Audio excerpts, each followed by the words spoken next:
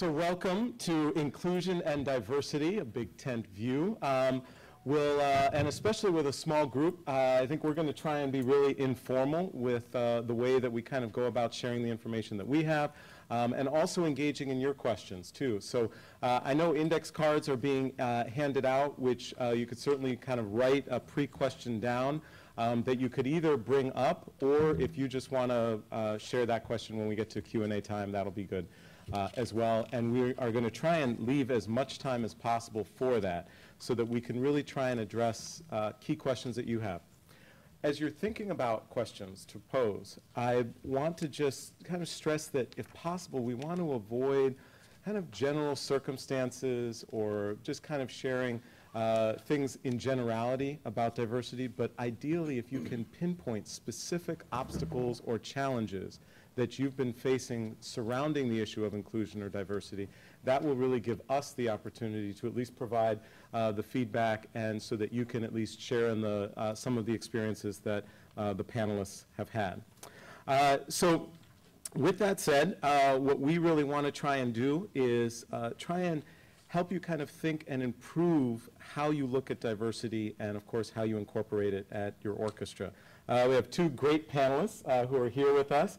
Jessica Schmidt, who is currently just very, very new, Director of Education and Community Engagement at the Boston Symphony, but she's really going to talk a lot about her experiences at Pittsburgh, which has done some great work around diversity. And also Erica Flood-Mutri, who's a consultant with Clarkson Davis, and will also talk as well just from really a nonprofit organizational background, and share some of her experiences. And I'll kind of talk about some of the experiences that we've had at Sphinx.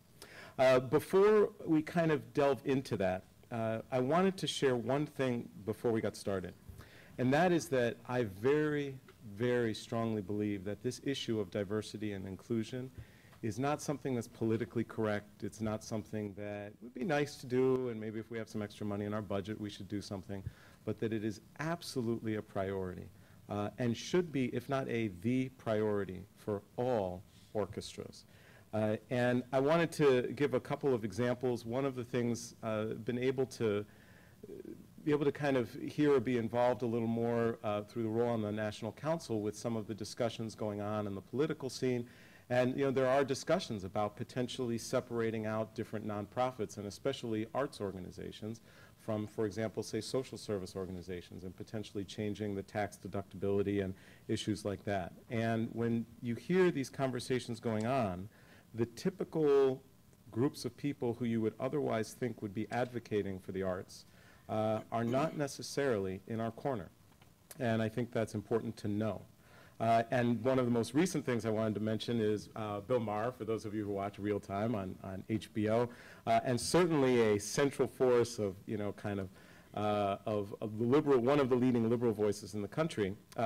In just May, so just a few weeks ago, in one of his shows, after talking about how charitable deductions reduce the public coffers by over $60 billion, he pointed out that charitable deductions actually take more out of the national budget than the Buffett rule, that maybe you probably know about, would put back in.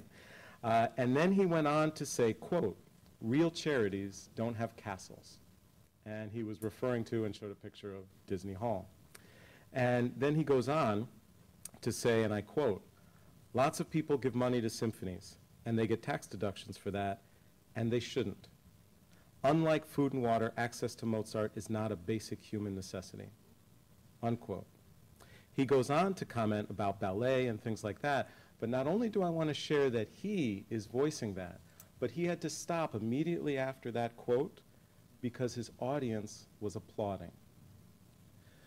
This is a critical, urgent issue, and if we aren't successful at building our public value, if we aren't successful at including all of the segments of the societies and the communities in which all of us reside, we are not just facing kind of down the road, but I think imminent changes in the public perception that will impact the way our art form is able to either survive or ideally what all of us want, which is for it to thrive.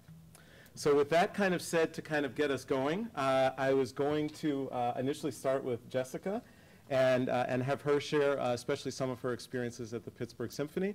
And then we'll move on to Erica. I'll then kind of share some of our experiences at Sphinx, and then we'll begin to open it up for some questions. Jess? Thank you. Thanks. No pressure, right? Bill Maher is watching. Well, I prepared some notes today just to walk you through a little bit of the Pittsburgh Symphony Orchestra story. First of all, before I start, though, I want to thank you all for being here. Sometimes the D word scares us all a little bit, and it's I think something really important for us to talk about as a field, and something that's becoming more and more of a conversation. So thank you for being a part of this conversation. Thank you for taking your time today and sharing it with us. So as of 2008, the Pittsburgh Symphony Orchestra had worked very hard, and we had been very successful at developing a wide range of community programs designed to reach a large number of people from different backgrounds. However, what we realized is that our external walk didn't match our internal walk. The community sensed that as we spoke with them, and they asked us questions about that. It's great that you're in our community, but what are you doing with your board? What's happening inside the Pittsburgh Symphony? We also didn't have a long-term plan for growing a commitment to diversity, both internally and externally. We had a lot of programs, but frankly, very little buy-in or participation from board, staff, and musicians around those community programs. And there was very little sustainability in our work since we didn't have a united statement or agreement as to why these programs were important going forward. So what we realized in 2008 was that we really needed a map, a long-term roadmap to make headway around diversity at the Pittsburgh Symphony. And we decided that we needed to build a full-on organizational diversity plan. This process was brand new to us. We didn't know anything about where to start or what to do, so we sought help and guidance externally, which in retrospect was probably the best thing we could have done. We met a wonderful woman, does amazing work, and actually spoke earlier this week at an OLA seminar, Dr. Audrey Morell from the University of Pittsburgh, who has an amazing background working with corporations and nonprofits around diversity. And we came to her and we said, would you be interested in guiding our organization through this process? And she, out of some miraculous, amazing thing, said, yes, I'll go with you on this journey. So she spent 2 years with us, starting in 2008 until 2010, developing a plan. And then in 2010, we took the 2010-11 season and started working with our board just to share the plan and to adopt the plan. And only in 11-12 did we start to implement the plan. Rather than spend my 15 minutes with all of you today sharing the details of the plan process and all the gory stuff that went along with that, I wanted to spend my time talking with you about maybe 7 key lessons that I learned at the PSO and that we learned at the PSO during the process of diving deeply into this work, with the hope that you'll be able to take something from that. These are really things that I wish somebody would have shared with me before we began this process. So the first lesson that I walked away with was that anyone can advance diversity work at their organization. It just takes a lot of commitment and a lot of perseverance. What amazed me over and over again was that people were willing to help at every turn and be involved if you asked them. They just wanted the tools and resources to be involved. We did a series of stakeholder interviews with internal stakeholders to build our diversity plan, and we talked with musicians, with board, with staff from across the organization. And during one of the stakeholder interviews, one staffer said to us, I really wish that diversity wasn't an afterthought at the PSO. And I saw her face and her body language change throughout the stakeholder interview. And we realized in the process of that interview that really a champion was developing even in that process of just talking with our colleagues. So that was a great lesson, and it really also caused us to think about seeking both internal and external support, looking for that pro bono help. Audrey was with us for 2 years, and we didn't pay her. She found reward in working with the PSO, and of course we found great reward in working with her as well. Also, considering external perspectives was an important part of this lesson. Some of the best diversity work out there right now is not being done by orchestras. There's great things happening in orchestras, but corporations are doing great things. Higher education is doing great things. Being aware of those things, but also not replicating them completely, understanding that we are a special breed, that we're going to need to design things not only just within our field, but for our own orchestras. And also being strategic, making a plan, a simple plan for next steps. You don't need to get bogged down in planning, but just having and treating this issue strategically is extremely important. A major second lesson that we learned at the PSO was that it was very important to define diversity explicitly at the beginning of the process. We built an executive definition of diversity with and for our organization at the very start of our diversity work, and then we owned it throughout the process.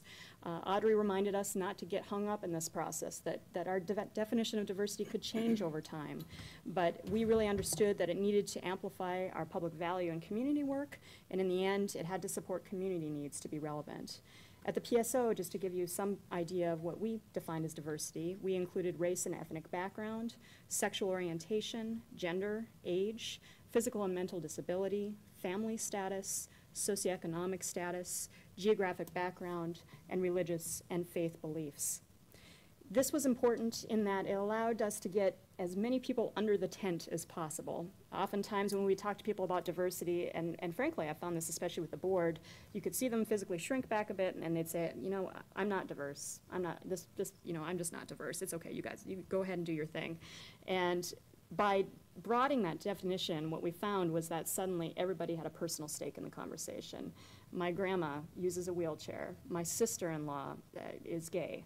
My friend down the street is Muslim. And this changed the conversation dramatically for us and again built champions internally.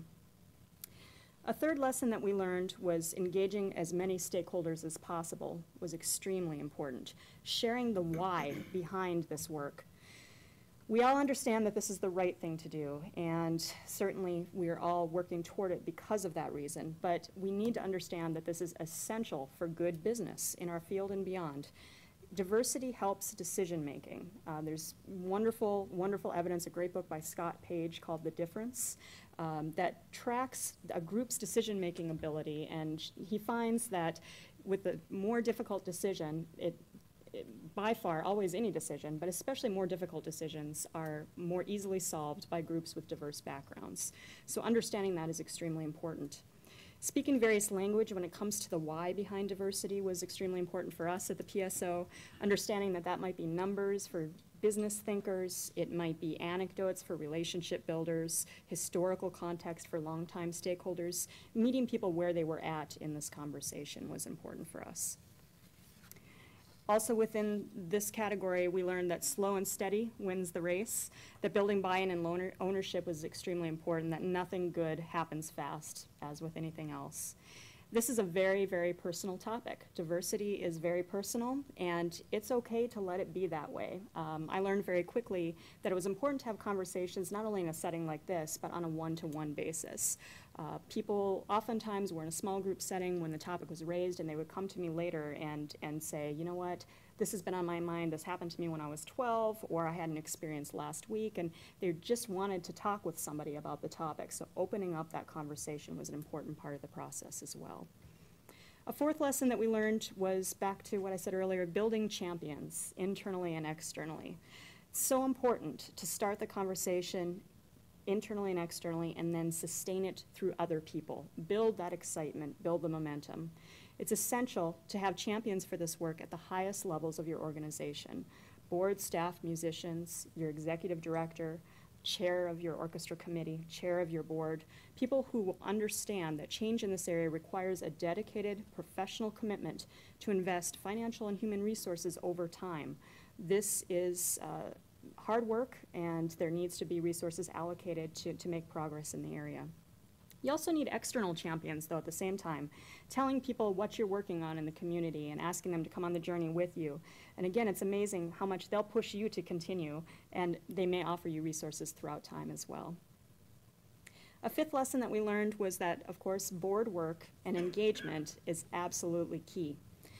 One thing that we did at the PSO was to identify a champion at the board level. We had an amazing woman who was very, very involved already with our education and community engagement work. And she understood diversity from the very beginning. So we asked her to carry this conversation through at the board level. She was the person that presented the plan to her peers at the board from the very beginning with our diversity committee, our executive committee, and our full board. It was very important that the board heard from a peer rather than a staff member around this issue, that they understood the board imperative and that their peers supported this work. And of course, also along with that came peer-to-peer discussion. Suddenly our champion at the board level had the same conversations going on at her level. People were coming to her and talking about diversity, and that oyster had been opened up. We experienced a really interesting transfer away from what I would call Band-Aid board work toward long-term and sustainable board diversity work. In all frankness, in the past, we had a board diversity committee that was trying to put Band-Aids on building diversity within the board, identifying somebody who could very quickly fill the board position and change the demographics of the board. And because of the plan, we were able to say, you know what, that doesn't work and that's not sustainable. What we need to do is build relationships over time, look at young emerging leaders, look at our community as a whole, build those relationships in an authentic way, and again, authentically over time, our board demographics will change. We realized that diversity on the board level was not just about recruitment, it was very much about sustainability, creating an environment for our new board members and of course for existing board members as well, where they felt comfortable, where they would tell us, you know what, I feel like I'm alone even though you say I'm a part of the board. Checking in with them over time, building mentorship opportunities, that's what we realized will change the board demographics.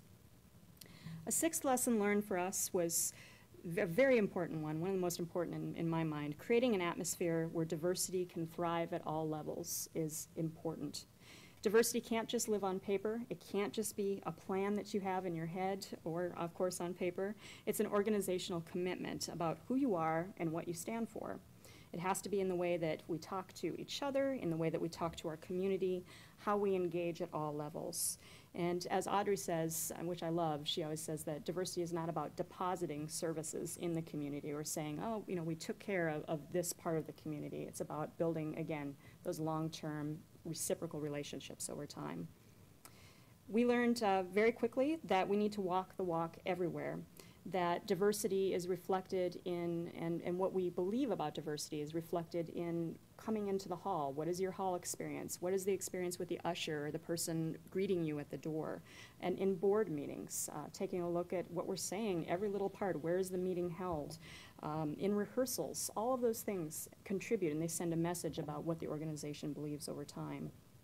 As Erin mentioned, and I know as Heather Noonan has mentioned throughout conference, this year and last, she's always sharing the message of public value. And the thing that the community is telling us is that the greatest public perception of need around community and orchestra work is for orchestras to serve the broadest community possible. So of course, diversity is extremely essential in addressing this need.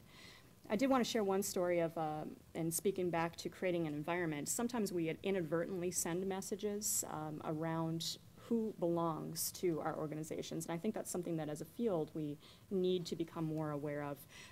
We did this in Pittsburgh. We had a board cultivation event, and I invited one of our community friends who was being considered for the board, who's the mayor of a small city, an African-American mayor, and we held the event at a venue in Pittsburgh where African-American people and women had not been allowed up until 20 years ago. And halfway through the evening, he came over to me, and we were having a lovely evening, and he just bent over and he said, you know, I'm not sure I belong here. And it was just this moment of realization that the rest of us had created this environment without meaning to that sent a message about what we stood for. The venue itself had set up a barrier. So I would just encourage all of us to think about that in everything we're doing. Where are we holding our meetings? What is the content of the meetings? Every message that we're sending.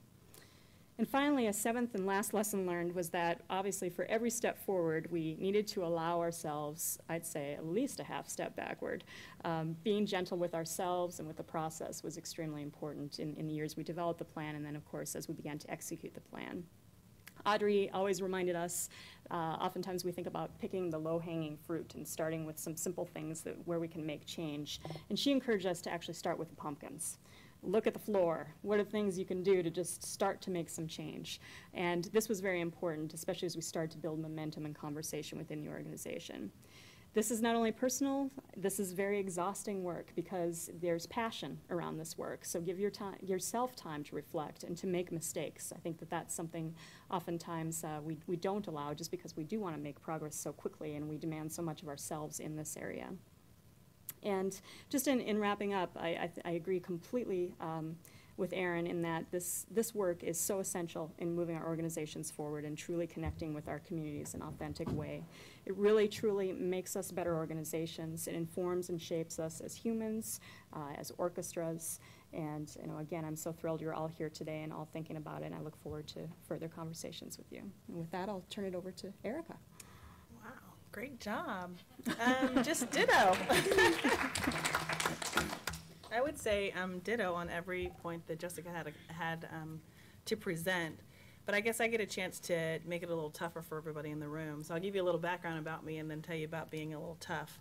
So my diversity experience goes way back, probably older than Jessica, as a matter of fact, and where it just started to come into the community, that people were just starting to have that conversation, and we're afraid, and we're very fearful about what does that mean, and am I going to start inviting certain people into my world that I haven't been comfortable with for a very long time. And so there were some definite issues that people had to get through. I started the American Diabetes Association as their national director for community initiatives, and went across the country starting to implement these programs that were going to engage these communities that they had not necessarily been used to. And so it literally spanned the country from LA all the way to New York on having these tough conversations on, you know, what does it mean? And is it really a part of everything that you're going to be doing? So the first thing that I would want you to take away from this is that it must be a part of everything that you're doing. It's really tough when you go into the community to say that we're going to do an African American initiative. Initiative means, okay, so you're going to come in and you're going to touch us, and then you're going to walk back out. Well, then you have no loyalties and you have no trust, and it's really big for you to be able to build those trust. And so I would make sure that you all, as you're going out and having these conversations, if you haven't already started to implement your diversity plan, is that you go back and talk to leadership about, is this really just an initiative? Is this just sort of part of a plan, or are we really going to make this a part of the entire organization? So with the Diabetes Association, it had to become a part of the entire organization, and we had to build that trust across the nation on, we're going to come in and we're going to stay. We're not going to just come in and deliver something to you and then step back out, which Jessica actually talked about, but we're going to make it a part of everything that we do, and we're going to trust and believe in the feedback that you're given. Because the second thing that I would caution you on is that you have to build that trust, and you have to believe what they're saying. You have to believe what those communities are saying. And I agree that you expand the definition of diversity, not to just be ethnic diversity, which is what we're all used to considering, that we're going to reach out into these minority communities and they're going to be a part of what we're doing. But this diversity issue is much bigger than that. And now you have diversity amongst the ages. And so you have Gen X and Gen Y and baby boomers and all that good stuff, and we all communicate differently. Trust and believe that I have some millennials who work for me that I'm like, who are you? And how does this actually work? So you have to, you know, think about those things. So with the ADA, I stayed with them for a number of years and was able to implement those plans, and then came to the Dallas Symphony Orchestra.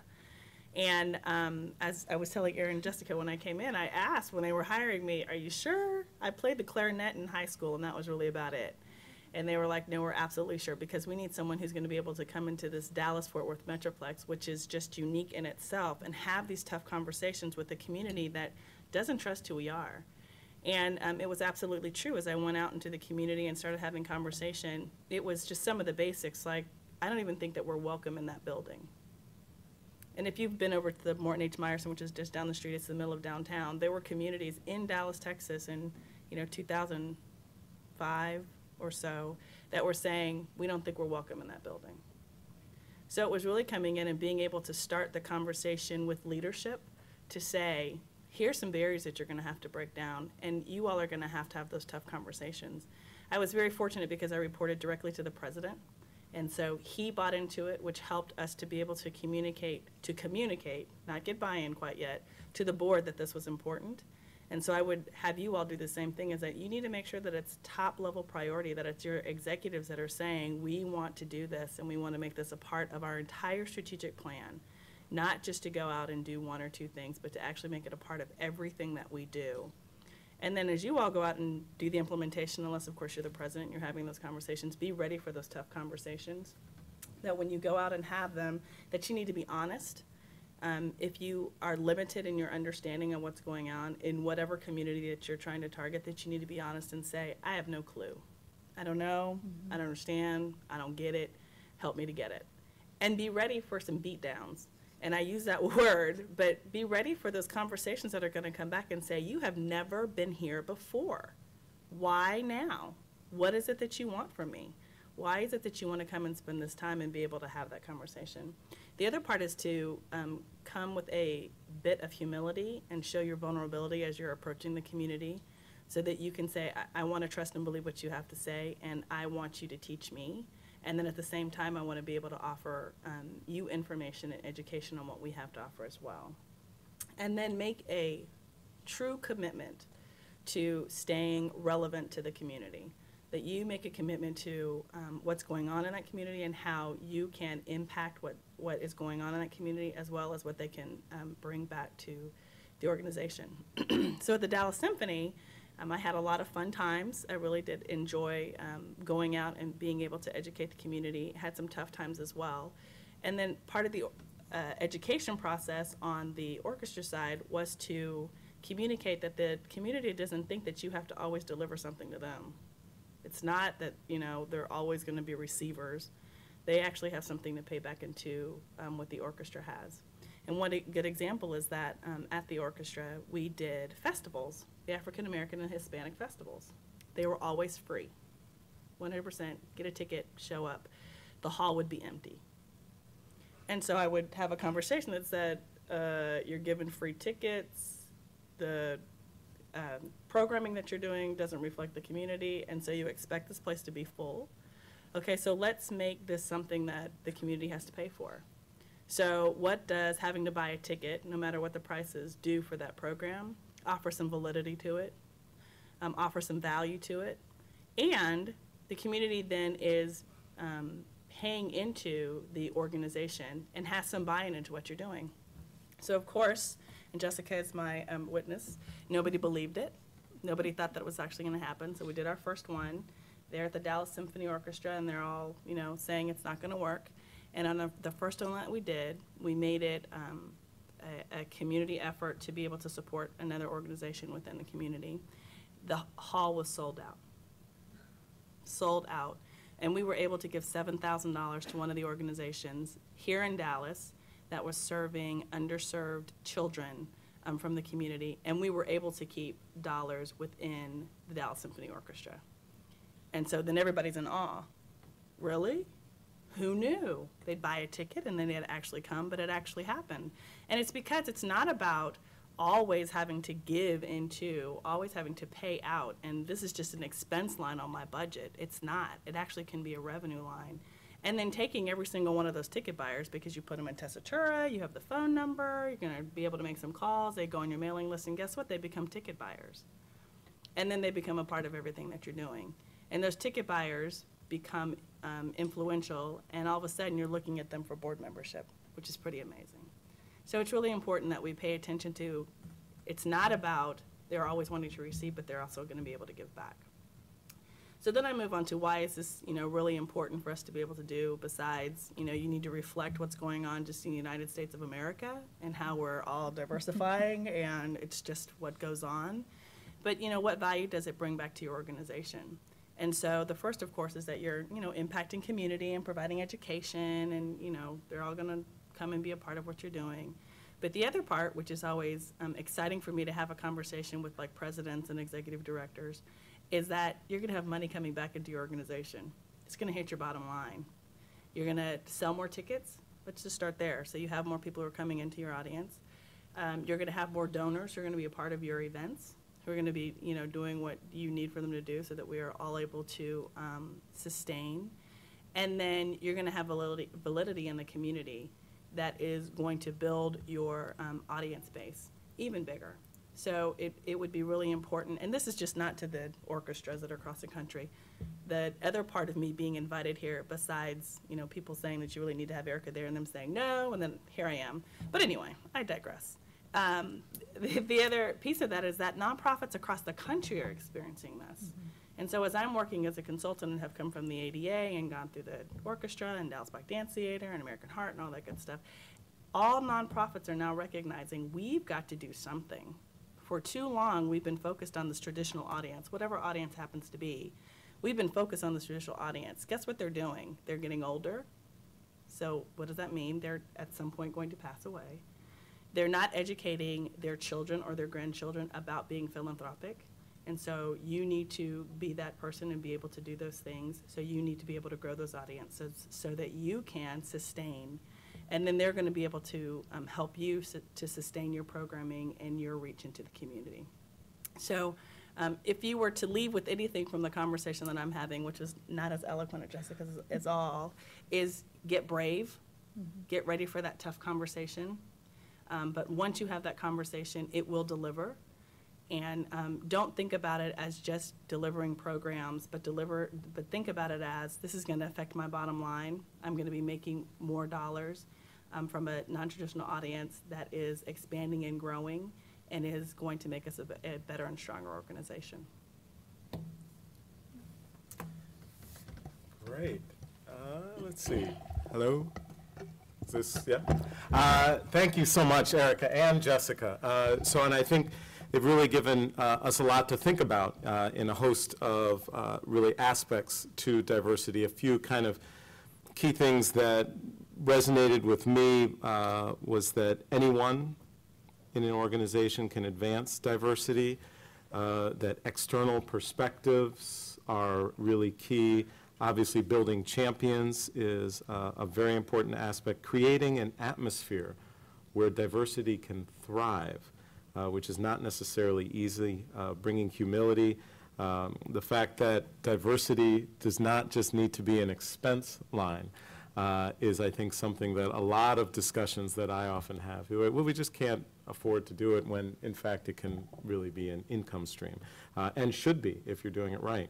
Making a true commitment to be relevant to the community, and that if you don't happen to have the current resources or assets in your institution, then you have to get them.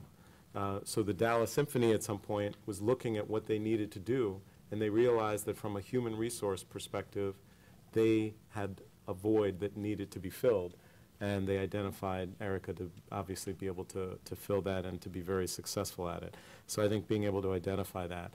And then also what Erica just said about being brave and being courageous. This is not an easy process. And if it was, all of America's orchestras would be incredibly diverse right now, because I think for the most part everybody from an idealistic standpoint would like that.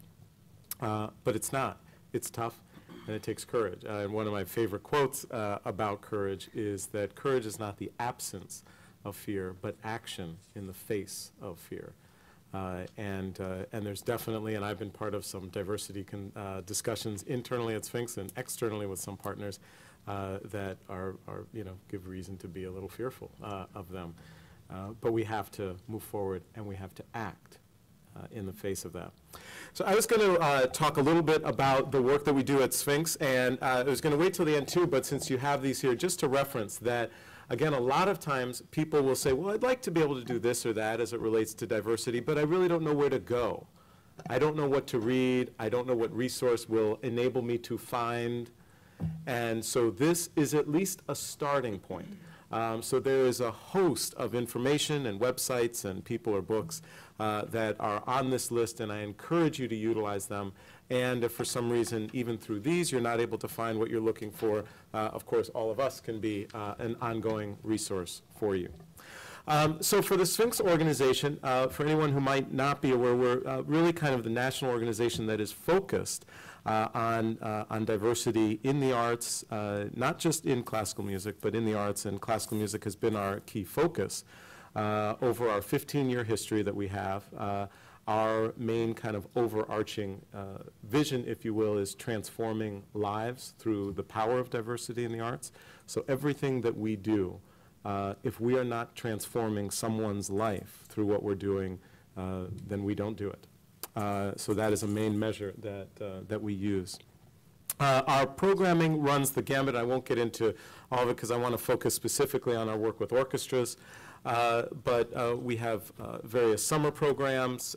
We have a program where we literally just put an instrument in the hands of kids for the very first time in Flint, Michigan, and in Detroit. Unfortunately, in many of the school districts that we work in, we are often the only access to early music instruction that the students have. And we have, when it gets to kind of orchestral work, we have the Sphinx Symphony Orchestra, which is a professional all-black and Latino orchestra we assemble during our national competition for young black and Latino string players. And we also have our Sphinx Virtuosi, which is our chamber orchestra, conductorless, led by the Catalyst Quartet, which tours every fall. Usually it's about a 15 to 17 city tour. And so what I wanted to talk a little bit about were the numbers and the statistics in orchestras, because I think these matter. They're a key measure that we can look at as we progress, and there's something that we consistently track at Sphinx. And nationally, orchestras are a little over 4% black and Latino now. And I'm going to refer to blacks and Latinos specifically because when Sphinx looks at diversity and where we focus with orchestras, our goal is to build diversity, so we look and identify what are the largest groups, demographic groups in society, in the country, that are least represented in orchestras. So blacks and Latinos, around 15% or so. Latinos are obviously on a very high growth trajectory, but both represent about 2% in orchestras. When Sphinx was founded 15 years ago, it was a little under 1.5% for both of them. And so a dramatic underrepresentation, but we talk to orchestras and we say, you know, who's on stage playing is not the only component to an orchestra. There's the music directors, there's staff, there's the repertoire performed. Unfortunately, less than 1% of all the music performed by American orchestras is by black or Latino composers. Even if we pull out, because there's very few North American composers performed, even if we pull out and only look at the subset of North American composers performed by American orchestras, it's still less than 1% of that subset. And so obviously we have at Sphinx a milestone goal, which we're not very proud of, to have more than 1% of the work by American orchestras be that by composers of color. But also staffing, because this affects everything that you've heard Jessica and Erica talking about, which is that you have an environment, you have a whole host of aspects of an institution that affect its diversity. Less than half of 1% of the executive directors of orchestras are black. Less than 1% are Latino.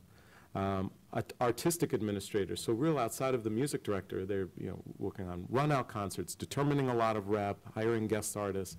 Across all of America's orchestras, statistically, it's 0%. And as we were talking about earlier, what's even more important is what is the knowledge base about repertoire by composers of color that is out there, that's inherent in the people in those positions, no matter what their individual cultural background might be.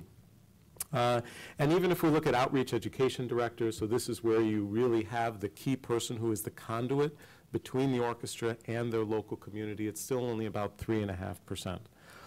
So there is a dramatic representation across the board, and one of the things that we're often talking about with our orchestral partners is, yes, there are a lot of challenges that relate to building diversity on stage. Screened auditions, tenure, things like that. We think we have a host of solutions for that, which we can talk about further. But we say before we even get there, let's just talk about your orchestra staffing at your orchestra now. Here you have an average turnover rate every 2 to 3 years. Staff turns over. There's certainly no tenure, and there certainly aren't blind interviews. So yet why in many of the staffing categories for orchestras is the diversity less than it is on stage, where literally that diversity could be transformed within the span of a very, very short time period and doesn't represent any of the standard challenges that diversity on stage does. And so we encourage orchestras to begin there and to look there. And of course, boards of directors are very similar in terms of that lack of diversity. Sphinx programmatically has two focuses that we've tried to work on where we have very formalized partnerships with a host of orchestras. And one of those regards is around Sphinx soloists, so basically the winners of the competition go in solo with an orchestra. And in the surface, that's kind of a basic thing. It's very beneficial. But many and the majority of our orchestral partnerships are much deeper than that. So it's never just the laureate comes in and performs. First of all, we train all of them to be teaching artists. So they come into the community and the orchestra uses them to potentially be albeit temporary, a champion, someone to help build that bridge, to be able to achieve a number of the things that Jessica and Erica were talking about that may not already be inherent in that orchestra, one of them being that very few orchestras have especially younger people of color who are trained to go out into a community and engage with a diverse community of color. And so they use that as a catalyst to what is often a much richer experience of what's going on at, say, the Dallas Symphony or the Pittsburgh Symphony. So we have that program, and then we also have the Sphinx Commissioning Consortium, where we get together with about 10 orchestras currently, and jointly we commission a major orchestral work by a composer of color every year that then all of the members of the consortium perform. Everyone's able to nominate, so there's a very kind of equitable process that's involved in that, and we've had just some tremendous results that come out of that. But no matter what these individual initiatives are, and they have, because the numbers are so low, they have a dramatic impact on those numbers, it will never bring about a solution. The only way this will really be solved is, as a field, we embrace and understand this issue of diversity, and we incorporate it at all levels of the organization, not even just a minority fellowship program, which we're huge advocates for at Sphinx, and which unfortunately there's all too few in the orchestral field. Not just commissioning program, not just looking at a very active, robust recruitment process for the standard positions that are opening up in the orchestra, not just soloists coming in, but across the board. And none of these things, I believe, are really rocket science. Most of it, to me, is kind of common sense, and we have tons and tons of models from other fields, all of which major fields have done this, have gone from basically zero to varying degrees of success. Certainly in business and athletics and academia is a huge example. And Sphinx, one of our first partner was the University of Michigan, so we were intimately involved in and understanding the issues that they faced at the Supreme Court with their issues of affirmative action. And again, I echo a number of the issues that my fellow panelists raise, and I wanted to, before I get into kind of posing a question to them before we open it up, I wanted to also share that at Sphinx, and I have always designated a difference between being an affirmative action mechanism and being a force or a catalyst for diversity, and that those are two different things. And Sphinx is not an affirmative action mechanism. We are specifically focused on building diversity. And so that definition changes based on who we might be partnering with or where we're at. So for example, diversity means something totally different to, say, the New World Symphony or the LA Phil than it might mean to the Grand Rapids Symphony, who we partner with. And so we look at that and we define how we're focusing on diversity based on that community, that region. And we do international work, and the same thing, we define it differently depending on the country or even region of the world that we're in. And so that focus is much different if we're in South America versus if it's a program in Africa versus if it's a program in Europe. And within Europe, each country is different. So even how we focus and have conversations in France with French orchestras, and where there is a history of bringing American, especially jazz musicians, over and celebrating their work to work that we might do in the UK or Belgium or other countries. So with that said, I want to kind of pull it and kind of pose a question to our other panelists, and let me just check how we're doing with time. Great. But before I do, I would leave one kind of final, I guess, charge that I hope that you leave here with, which is that we have about 15 people or so. We've grown by a couple here. What we talk about and what we discuss here has to reach a broader audience. And so I would ask that in the other discussions that you have, especially here at conference, that you share any of the things here that might have turned a light bulb on or been relevant to your organization, and share that with others who you talk to. because it's the ripple effect that will really help to bring about change and to bring about a sense that as a field, we are beginning to tackle this very, very difficult issue. So with that said, I wanted to, and I'll start with you, Jessica, wanted to ask a question, which is, because this is such a difficult process, if you had to pick the greatest challenge or obstacle that you faced in your work with diversity, what would that obstacle or challenge be? And as important, were you able to address it, and if so, how? That's a big question, Aaron. I would say, can I give 2 answers? Is Absolutely. that legal? Okay, I'll get a demerit for that. The first challenge is one that Erica mentioned earlier, and it's the fear question. And I think it's a very, very real response to this topic. I would add to that guilt that oftentimes when this topic was raised, whether it be our musicians or our staff or our board, you could feel people punishing themselves for who they were and what they may believe had been their involvement in diversity or lack of involvement in the past. And so we made a very conscious decision to allow people to come to this topic where they were and not to punish them for that, and to give them support in saying, you know what, you've been on our board for 20 years, you're a well-off Caucasian male in your 67, and that's great. That's great. There's nothing wrong with that. Let's start with that. Let's just put that on the table. But we want you to be a part of this process, and we know you can help us in this process.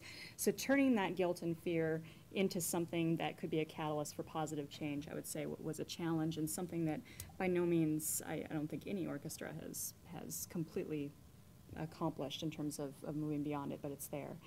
Secondly, and again, speaking very really, when we started our diversity planning process, we had a number of stakeholders internally who came forward and said, this was 2008, why are we using staff resources for this? Why are we in this time of terror spending time on diversity when we should be raising money? And this, again, I think just allowed all of us to see that we needed to do a better job of explaining the why. To say, you know what, these two things are directly connected, as we've talked about here today, that they're not separate, that everything we're doing with diversity is connected to the bottom line. And let me give you specific examples as to how. So what we did was to actually build a front and back page business case for diversity. And it wasn't anything highly complex. It was just related back to our numbers, our region, our city. What was happening in Pittsburgh? What were the demographics? How were they changing? How are audience numbers changing? Looking at our region, one of the greatest growing areas were people with disabilities, being aware of that and saying, what are we doing to respond to that? And I do think that for a lot of our thinkers, you kind of have to approach people with how they think. And for many of our very logical thinkers, that was a first step in getting them to say, you know what, it's okay that we're investing time and resources in this. So those were 2 of our challenges. Great, fantastic. Eric? So Jessica took one of mine, but that's okay. I do want to You can expand, reiterate. I do just want to reiterate and expand on the guilt before I go into my answer.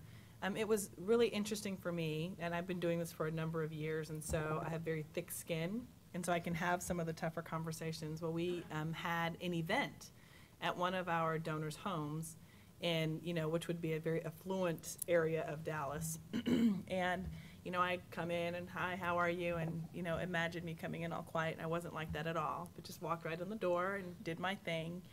And the family's housekeeper or help directed me another way. And thank you for the big sigh.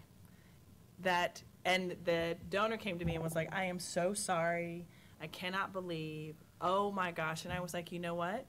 It is so okay because you're willing to have this conversation with me and offer an apology. And here's your teachable moment that we're working on this as an organization. And so this is going to happen more often. And so let's have the conversation now. So not that this is going to happen to any one of you in this room, that, it may not, but at least we were okay with, I was okay with having that conversation, and so was she, and there was a forgivable moment at that point in time because we had started having conversation, and they had gotten used to me, you know, saying really silly things or not so silly things when they would come and say, well, you know, should the Christmas card reflect diversity? Well, yeah, there's, you know, a reason why you don't have, you know, some other things that are on this Christmas card, so I think that you should just embrace the entire issue. So I would want to expand on that. So then, what did I take out of it, or what did I learn? And it was about building trust within the community. It was tough going out in Dallas and having the conversation, saying that the Dallas Symphony Orchestra wanted to embrace the community and come and be a part of what we're doing. And oh, by the way, city council people, we need money in the budget for, you know, doing these things, and we want you to pull that money from somewhere. And, you know, half of the council people happen to be African American, and they're like, you've never even invited me to a performance. And so it was, you know, tough having to go in and have those conversations. Of course, they send me in there. You know, Erica, go and talk to Councilman so-and-so and tell them that we want them here. And I'm like, okay, we've been here for 80 years, and I know you've never been, and please come. And, you know, them then giving me all the lines of, why would I come, and you never want me to be there, you never want to be a part of what we're doing, and me having to really work on building that trust within, you know, people who are going to wind up giving the symphony money for programming or even for the bills that were being paid in the building. So it may be really important to get ready for building that trust and know that, as Jessica said, it's going to take time. It doesn't happen tomorrow because you happen to make a phone call and say, oh, I went to this great tool kit session at ASOL, and now I want you to be a part of everything that we're doing, and please come over. You're probably going to get hung up on. But, you know, keep it up and keep building that, and at some point you will be able to invite them in and they'll be a part of what you're doing. Great. Great. Well, I know we have some index cards. We've got about 15 minutes or so to address some questions. So if people either want to write them down or if you just want to raise your hand, we can do that. It's interesting you mentioned about the conversations and really have what we refer to at Sphinx as fierce conversations. And I keep looking down over here because our artistic director, Sphinx, Afa, is here as well. But I would strongly suggest anyone to check out Susan Scott if you already are not familiar with her. Fierce Conversations and Fierce Leadership. It's a huge thing and process, and there's fierce facilitators. Sphinx very, very much operates on a fierce conversations model. Internally, and so you'll hear certain things for any of you who call of our voicemails. You'll hear people's responses that relate directly to this, and she has a TED Talk that she's done that you can also YouTube. That's about 15 minutes long, typical TED Talk that is just fascinating. And has really transformed many of the conversations that Sphinx is able to have internally as well as externally. And the other is ROW, and for those of you who don't know, which is results-only work environments. This was pioneered at Best Buy and all of that. And Jody Thompson and Callie Ressler are kind of the co-founders of it. Now it's Culture RX, which has established this at a host of different companies and organizations and all of that. And Sphinx also operates on this model, which basically means that nothing matters internally at Sphinx other than results. We don't look at anything else. We don't gauge anything else. When we sit down in performance reviews, all we look at is results, and that's what defines what people do. So in these types of formats, there are no standard working hours, things like that. All that matters is what we actually accomplish. And I especially think this is a great model for nonprofits because our goal is the only thing that matters. And your mission is, and you're either accomplishing it or not, and the things that you do to get there along that process are, in the end, not important to your constituents. So I was just going to share that, and then we'll open up for questions. Yes, Jim. So, both of our panelists, I'd be curious to understand how you measure and evaluate the activities that you were talking about. It's a good question. Could you repeat the question for the recording? Sure. our audience was just asking about how we measure and evaluate our work in this area. I would say that, I can share this with you later too, one of the things we did in our plan was to build 4 action categories, and underneath the action categories there were objectives, and underneath the objectives there were action items. Every one of those action items, and in the plan there were probably close to 100 of them. Some of them were just the pumpkins that could easily be accomplished quickly. Some were long-term. We attached each of those to somebody in the organization or a group within the organization that they would then be responsible for owning that and making it happen. Audrey Morell advised us not to get too hung up in saying 5 years, 3 years, 2 years, that we really needed to take time with each of these items, let them happen organically, with each group owning their own metrics and setting when do we want to have this done. So for example, our board diversity committee saying what would success look like based on this objective in this action item, and then what do we need to do to feel like, yes, we've accomplished this. So that was one way that we took a look at that. And I would say we did the same thing. We set goals and objectives when I first came in. Some were pretty easily managed and measurable, which included, audience growth. The African American and Hispanic festivals, those numbers were pretty easy to measure, and we had money that was coming in super easy. The harder part was more of a community perception on how we were doing, and we actually did a survey to some of the key stakeholders across Dallas that we identified early on, and the council would be one of those, our city council, to get a measure of where they thought we were currently, and then a year, probably 2 years down the road, went back to them to ask them how we were doing, and I was pretty pleased with the response that we received from that. But again, it goes back to allowing yourself to be vulnerable, so that when you do the first one, you know that you're going to get a hit, and when you do the second one, you hope that you don't, but you're careful that if you do, then you're going to answer those things. And so we made it a point to go out and have that conversation within the community. And then within our community programs, it was again back to audience attendance. We did parks concerts across Dallas, and so we looked at the sites that we were at, and then what the attendance looked like, and where it ended the next year as we were going out, just from the efforts that we put forward in community engagement and looked at those numbers. Great. Another question? Yes? Erin, you mentioned that one place that we can start with building diversity in our orchestras is on our staffs. And I was thinking, just as in order to build diversity among our musicians, we have to first provide that learning and access and training and skill building to young musicians of color so that they can then be capable of winning a position in an orchestra. And I would think that we would need to do the same thing with building the skills to be on an orchestra staff. And I was wondering if there were any programs you knew of, or if you would ever consider doing something at Sphinx, like an internship program in orchestra management for young people of color. It's a great question, and kind of, in the same way that there might be fellowship programs for musicians on stage, are there programs that exist for kind of staffing internships or professional development? And we're certainly big advocates that should exist and could potentially be a key programmatic expansion for the league at some point when the time is appropriate. We do it in a partial way. So the quick answer is yes, we've talked about it, we've wanted to do it, resources are always an issue.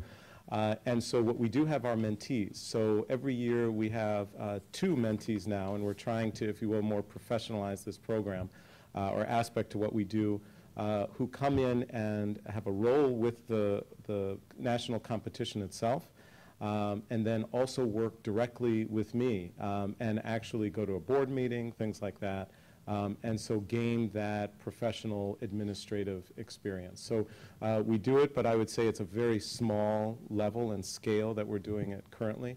But we've already had past mentees. One of them launched her own program that focuses on music by Native peoples in the Northeast.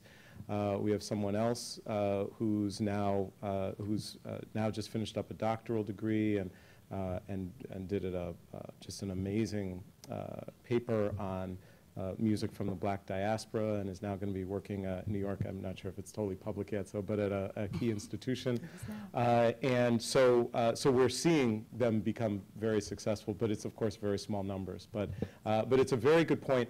I would say that they're absent that while that could be helpful, I don't think that it's required for orchestras to begin to take that step to build that diversity on their staffs. Currently, in the same way that there is a pool, which Sphinx has been able to identify, and others, of highly qualified musicians who absolutely perform at a level to play on stage, there are definitely people whose professional qualifications, administrative qualifications would be such that they could join orchestra staffs.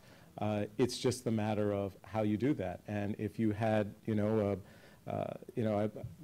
years ago I brought up, this example, but, if you had, Pepsi located in, let's just say, Detroit, because that's the home of Sphinx, and they're, operating in a city that's 90% black and 90% of their customers are black, and they look at their marketing department, they would not do anything else until their marketing department understood black people, until the black community loved Pepsi. That would be their only thing that they would live and breathe until that happened.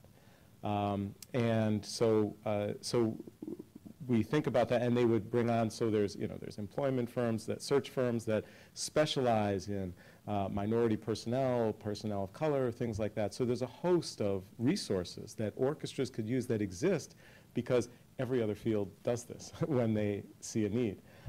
So easily an orchestra could, it's easy for me to say, with Sphinx being a kind of a hybrid orchestra of music school, competition, various other different roles that we play.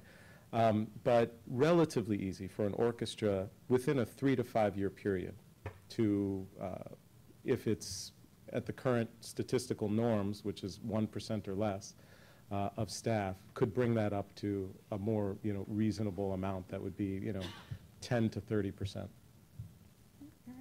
Add something Yes, too. A learning that we took away too, that we became aware of, that we really hadn't thought of before we started working with Dr. Morrell, was the power of thinking about your vendors, suppliers, and contractors as well. And that's something as orchestras, sometimes we're just thinking about, let's print this document versus let's bid this out. And we really started to think about the power that we have in our name, the Pittsburgh Symphony Orchestra, to bring attention to minority suppliers, vendors, contractors. Certainly it's about the financial exchange, but it's also the stamp of approval that the name gives, and the opportunity to help these businesses to rise in our region through that name and through the association and through the partnership. So I would say adding to that, along of course with our board, our staff, musicians, thinking about vendors, suppliers, and contractors became important. Huge, great point. Yes. Question for either or both of you. In the spirit of and along the lines of measuring results and looking at a tangible difference, not only for the community but for ourselves, for our individual organizations, my question is, how do you set a goal and then deal with the result of the fact that still the percentage of works by composers of color amongst performed repertoire of American composers in American orchestras is still less than 1%. And our orchestras now combined have about 4.2% of blacks and Hispanics. So with that aggregate, even though there's been growth in the past 10 years, which is great, but with strategic plans and specific measurables and really making a difference for the community and knowing that we're getting somewhere, what's been your experience?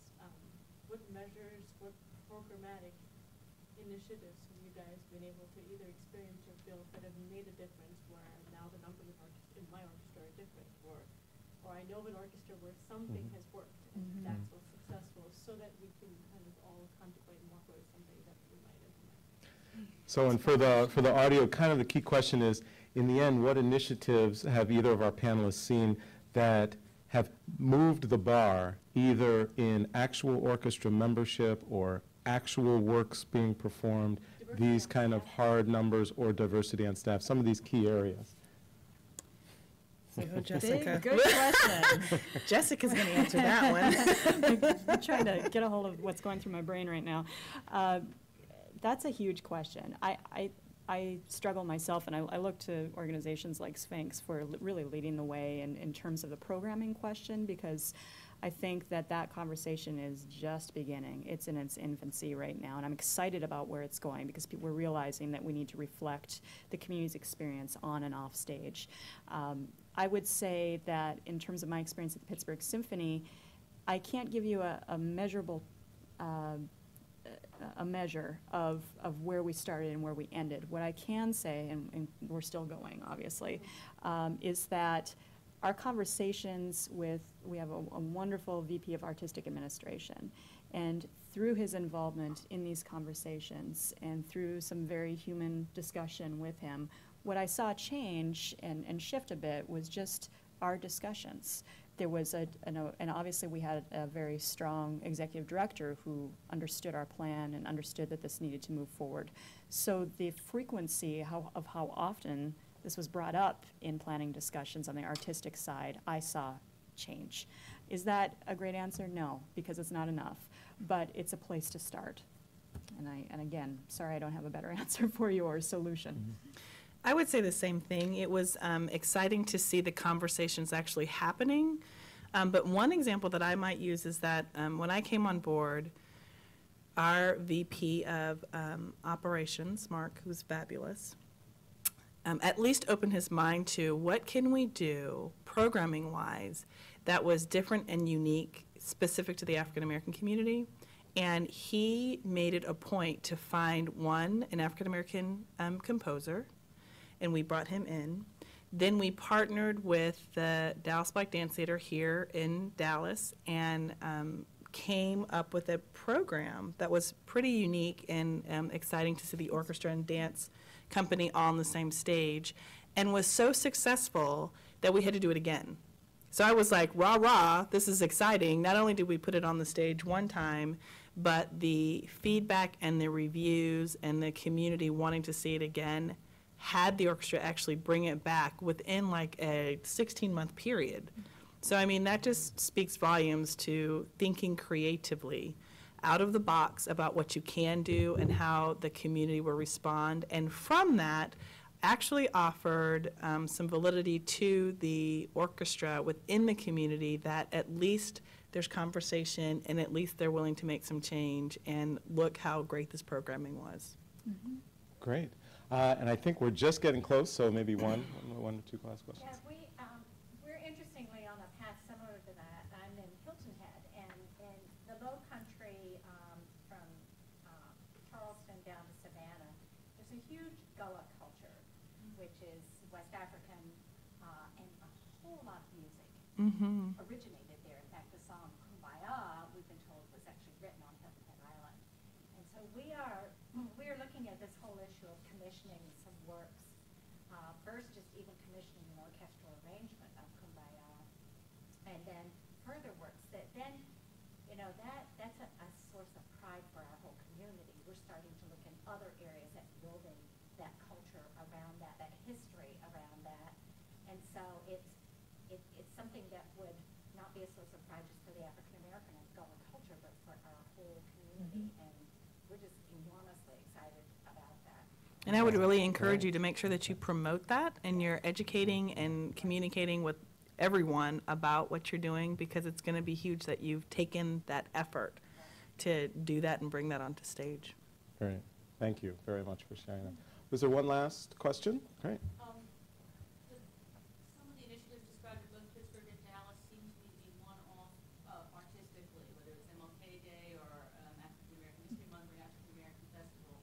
Did either of you gather data on whether audience of these underrepresented communities increased for other programming of the orchestra while you were there?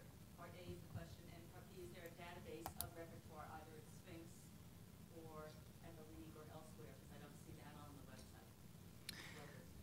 So did we have any official data collection? The answer would be no. Was it me walking out and seeing that the audience was growing? Absolutely. And we were able to see that. And we were actually able to capture just the conversation on our board and the minority board members that were a part of what we were doing, that they were seeing a difference. And so, no, we didn't count, there are 20 and now there's 50, but we absolutely got the feedback from the community and from our board leadership and from our executive leadership that they saw a change. I think she's asking, are you converting from your kind of point of entry performances and seeing those people come to like a mainstream? Mhm. And that's an easy tessitura, data pull, isn't it? It is if you pull it by zip code, but for Dallas, you could pull like the southern sector. And did we do that while I was there? No. Could they do that now? Absolutely.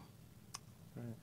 And I just don't have the resource sheet in front of me. I think hopefully there, so CBMR, so there are definitely some rep resources, but actually Alpha Pro. There's also the Black Components Library, which is fairly expensive from university. Yeah. That's some good. And just a little plug to everyone about CBMR, the Center for Black Music Research. They've been under significant duress.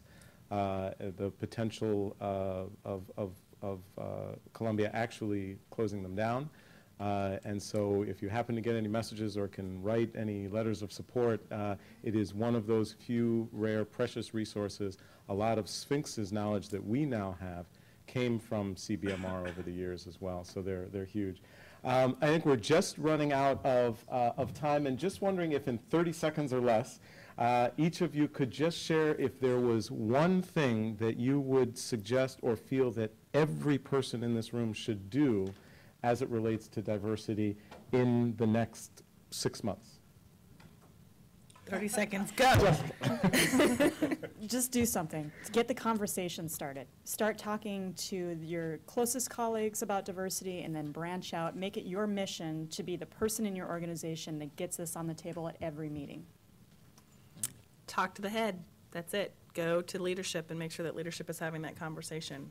I'm skipping all those other layers and I'm saying have that conversation from the get-go, get to the top. Right. Well, thank all of you. I love quotes, and so why don't I just leave you with one that's, of course, one of my favorites, Martin Luther King, and when he said that the greatest tragedy of this period is not marked by the strident clamor of the bad people, but rather the appalling silence of the good people. Our lives begin to end the day we become silent about things that matter. And I would submit to all of you, and I know because you're here with us today, this issue of diversity and inclusion in our orchestras matters. So thank all of you very, very much. Good job.